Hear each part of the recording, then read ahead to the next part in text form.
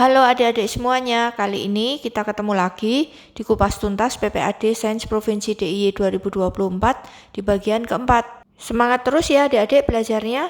Kita langsung lanjutkan aja yuk ke nomor 31. Kita baca dulu teks di bawah ini. Di mana makananmu dicerna?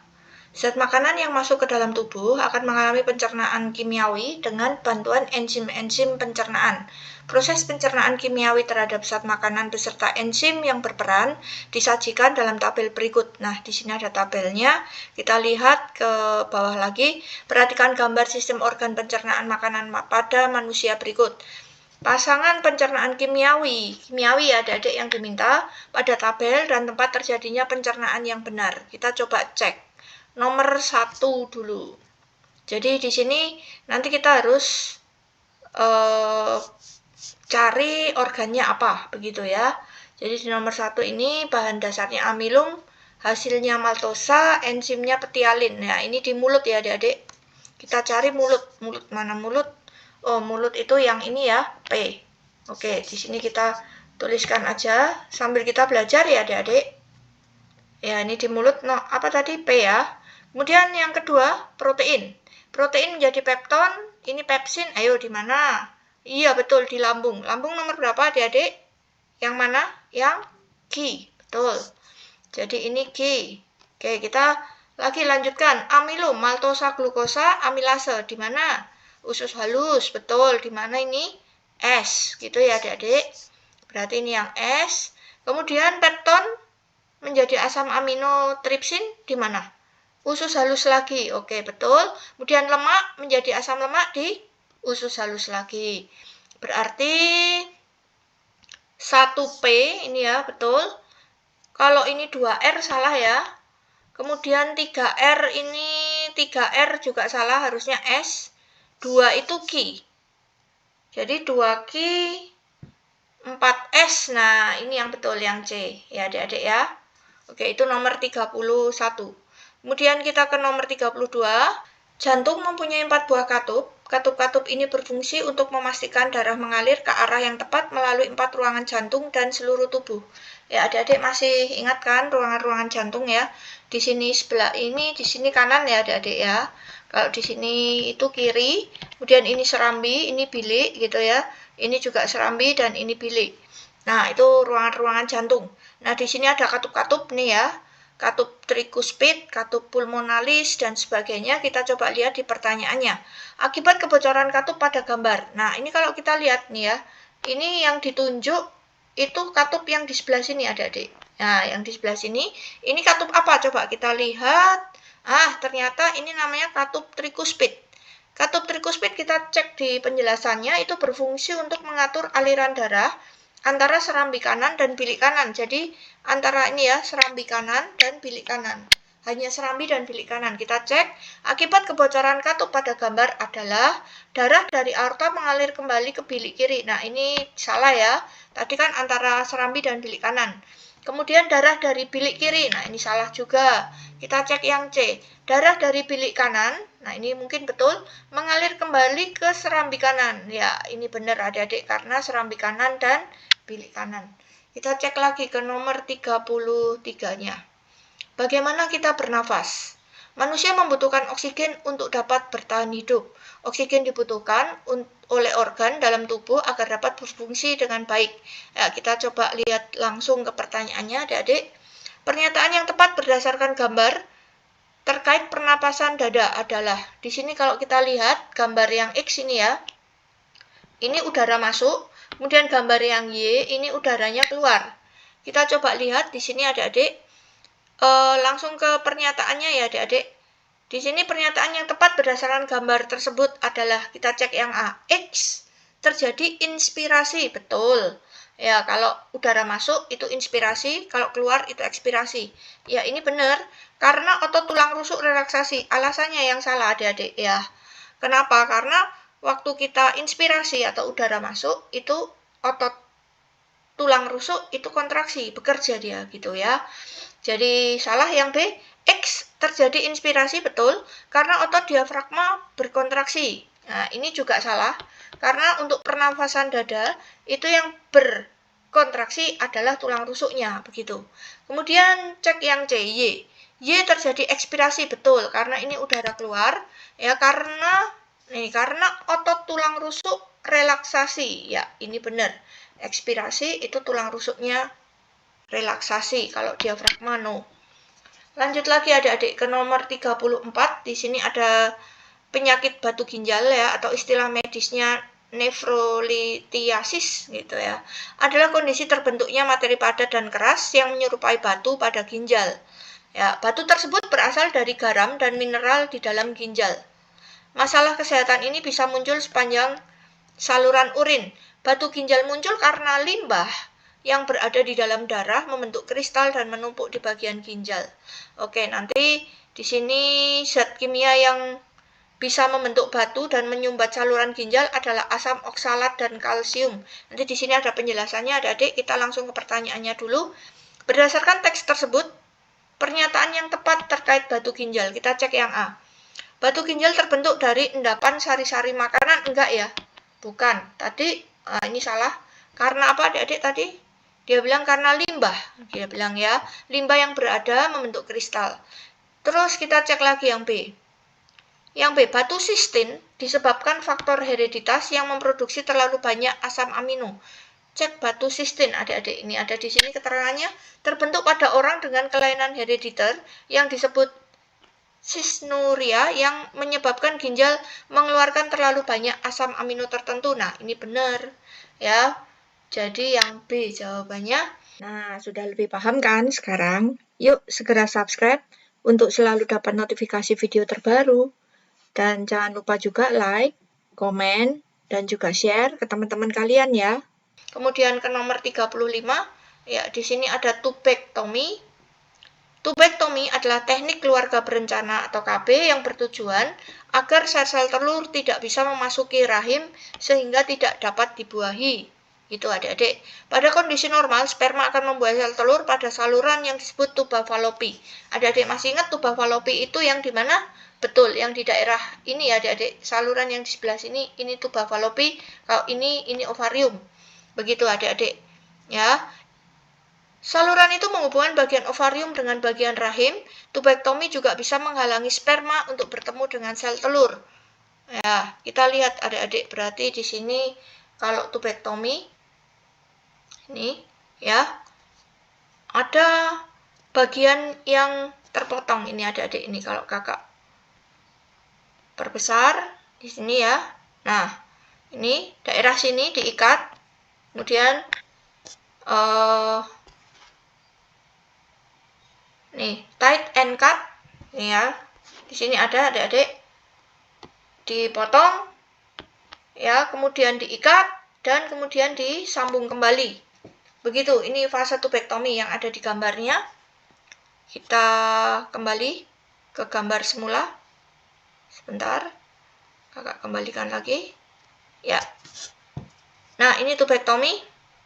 Kemudian berdasarkan teks dan gambar tersebut, tubektomi pada wanita akan menyebabkan, nah kita lihat, sperma hanya dapat memasuki rahim saja. Nah, ini salah ya adik-adik, karena di sini sperma masih bisa memasuki separuh dari tuba falopi. Nah, ini di sini kan adik-adik yang dipotong di sebelah sini.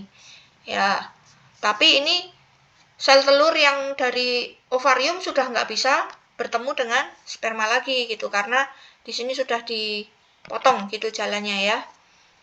Nah, terus yang B, sperma dapat bertemu sel telur pada bagian uterus. Uterus itu apa adik? Ya, rahim ya. Nggak bisa, karena jalannya nggak ada gitu ya. Di sini kan sudah dihalangi, nggak bisa bertemu lagi karena sudah diikat juga kan tadi. Terus kehamilan tidak dapat terjadi karena tidak terjadi pembuahan. Iya, ini benar adik-adik. Tidak bisa terjadi pembuahan karena sperma tidak bertemu dengan sel telur karena jalannya sudah dihambat. Oke, kita ke nomor 36.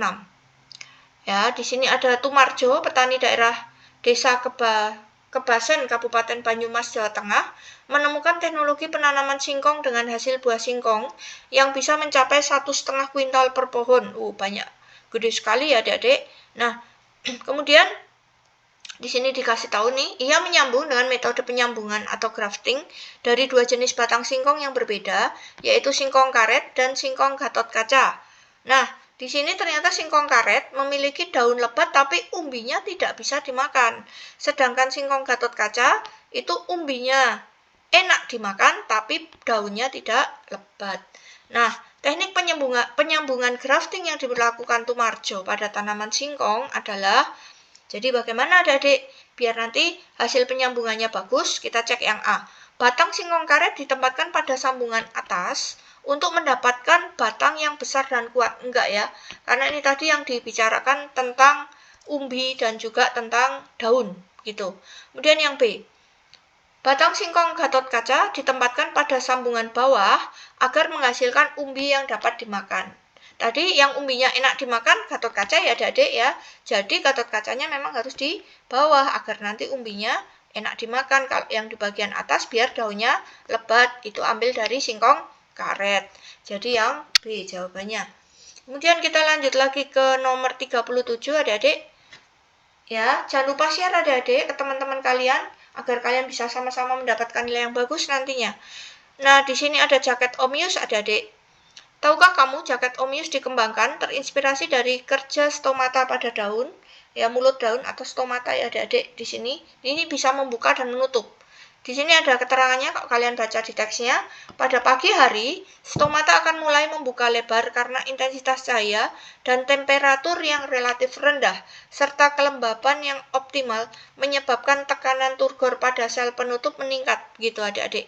Namun pada siang hari, stomata akan menutup karena tingginya intensitas cahaya dan temperatur serta penguapan air yang berlebihan.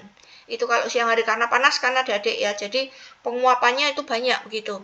Nah, kita coba cek di bacaannya adik-adik. Inspirasi pembuatan ventilasi udara pada jaket Omius ini sesuai dengan kerja stomata daun untuk mengatur penguapan. Ya, yaitu, coba kita baca yang A. Fotoreseptor pada stomata akan membuka saat menangkap cahaya untuk mempercepat penguapan dari daun. Ya, ini di sini tadi kita tidak membahas tentang fotoreseptor satu adik-adik ya.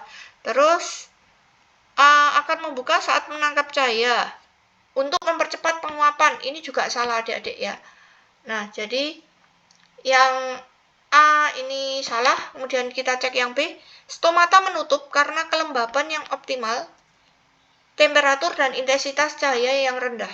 Nah, yang B ini kalau kita baca ya tadi kelembapan yang optimal gitu ya, ada di sini. Kemudian apalagi tadi temperaturnya relatif rendah begitu ya. Dan di sini intensitas cahaya juga rendah, temperaturnya rendah. Kok di sini menutup ya? Harusnya membuka karena itu pada pagi hari begitu kan. Ya. Jadi ini yang B ini juga salah. Kita cek yang C, penguapan terjadi pada malam hari ketika fotoreseptor tidak menerima cahaya. Ya, kalau tidak ada panas, ya penguapan tidak bisa terjadi, nih salah nih.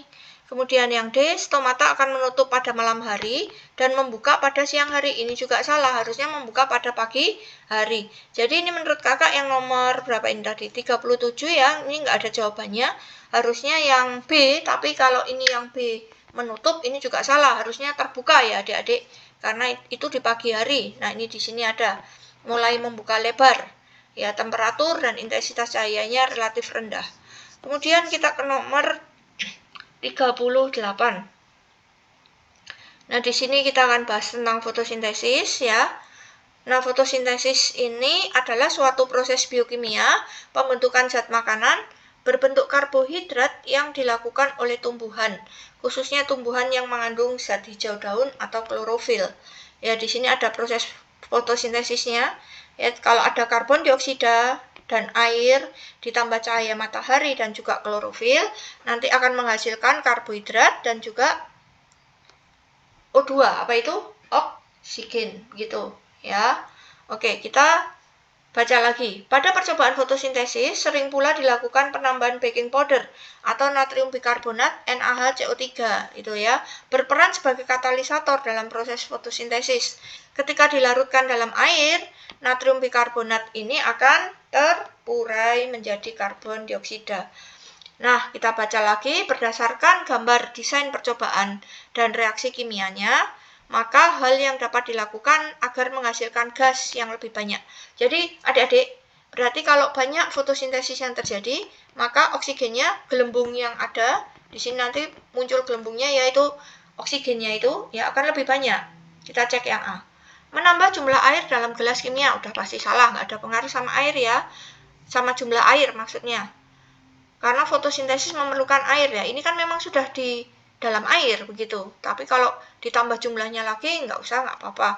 Dan yang B, menambahkan karbon dioksida ke dalam air dengan melarutkan NaHCO3. Kemudian kalau yang C, mengurangi hidrila. Nah, ini enggak. Kemudian meletakkan perangkat percobaan di tempat yang teduh. Ini malah fotosintesisnya berkurang, jadi gasnya juga berkurang. Ya, ini yang betul adalah yang B. Kemudian lanjut ke 39 adik-adik. Nah, sudah lebih paham kan sekarang? Yuk segera subscribe untuk selalu dapat notifikasi video terbaru. Dan jangan lupa juga like, komen, dan juga share ke teman-teman kalian ya. Memahami mekanisme pewarisan sifat pada tipe genotip golongan darah ABO ya adik-adik, menjadikan kita bisa menelusur golongan darah pada pohon keturunan sebuah keluarga. Ya, ini ada pohon keturunan dari keluarga. Ya, kita langsung baca aja. Ibu memiliki golongan darah A, jadi ini ibunya itu A adik-adik. Ya, jika golongan darah Anita dan Alfredo-nya ini AB, gitu ya. Anita Alfredo AB, Bernard dan Aurelia ini bergolongan darah seperti ibunya A berarti. Kemudian Benita itu bergolongan darah O, maka golongan darah ayahnya adalah. Nah, di sini kita lihat dulu adik-adik anak-anaknya ya. Anak-anaknya itu ada yang AB. Kemudian ada yang O adik-adik. Nah, ini kalau yang A ini kan sudah pasti sama dari ibunya ya. Nah, kita ingat-ingat adik-adik, untuk golongan darah A itu gennya itu bisa AA atau juga bisa AO. Jadi untuk ibu ini kita ambilnya AO adik-adik ya. Kenapa? Karena di sini anaknya ada yang O, jangan yang AA adik-adik. Nah, sekarang kita tinggal cek ayahnya. Nah, kalau ayahnya AB, kita coba ya. Berarti AB dengan AO. Nah, nanti anaknya apa aja? Kita cek. Di sini ada AA, kemudian ada AO, kemudian ada AB, dan BO. Ya, AA ini nanti jadinya A. Oke, di sini ada A. Kemudian AO nanti jadinya A juga. Anaknya memang A. Terus ada yang AB, tapi nggak ada yang O di sini adik-adik. Ya kan? Karena di sini BO, gitu. Ya, biar jadi O gimana? Kita coba. Ini udah pasti salah. Ayahnya kalau A juga salah pasti. Kalau A kan nggak muncul B nanti. Nah, kita coba yang C. Dan ini sudah pasti, maaf adik-adik. Ya, ini udah pasti sebenarnya yang C ya, sih adik-adik. Ya, sebenarnya memang yang C. Kita coba aja tapi nggak apa-apa. Jadi AO ya dengan BO. Kita ambil B-nya juga BO. Nanti anaknya adalah AB, kemudian AO, kemudian BO, dan OO. Nah, ini ada OO kan? Nah, ini berarti anak yang bergolongan darah O dari sini, yang AB ada, A juga ada. Nah, ini kebetulan B-nya nggak muncul gitu, tapi nggak apa-apa ya. Jadi jawabannya yang C. Gitu adik-adik. Kemudian kita ke nomor 40. Perhatikan teks berikut. Nah, ini Aspergillus dengan Rhizopus. Nah, kita coba lihat ya. Kakak langsung baca di paragraf kedua adik-adik. Mikroorganisme yang digunakan dalam pembuatan kecap adalah jamur dari jenis Aspergillus dan Rhizopus.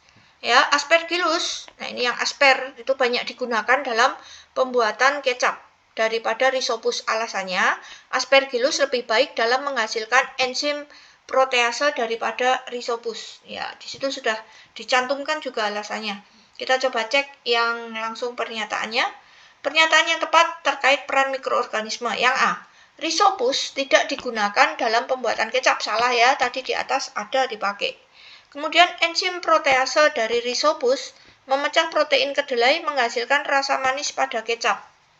Nah, di sini enzim protease ada ya, itu berperan dalam memecah protein yang ada dalam kedelai selama proses fermentasi kecap.